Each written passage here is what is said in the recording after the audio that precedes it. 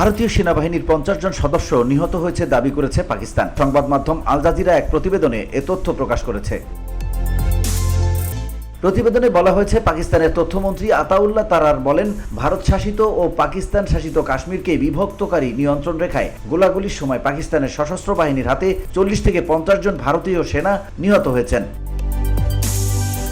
দেশটির পার্লামেন্টে আইন প্রণেতাদের উদ্দেশ্যে দেয়া ভাষণে তিনি এই দাবি করেন। এর আগে ভারতের পাঠানো 25টি ইসরায়েলি হার্ট ড্রোন ভূপাতিত করেছে পাকিস্তানের সশস্ত্র বাহিনী।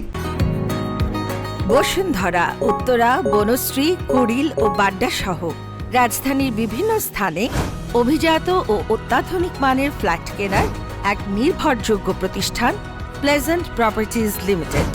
তাই আপনার স্বপ্নের আবাসনের জন্য আজই যোগাযোগ করুন। Pleasant Properties Limited, where destiny matches eventually. দেশটির আইএসপিআর জানায়, পাকিস্তানের সশস্ত্র বাহিনী তাদের সফট কিল এবং হার্ড কিল দক্ষতা সম্পূর্ণরূপে ব্যবহার করে ভারত কর্তৃক পাঠানো 25টি ইসরায়েলের তৈরি হার্ট ড্রোন গুলি করে নামিয়েছে।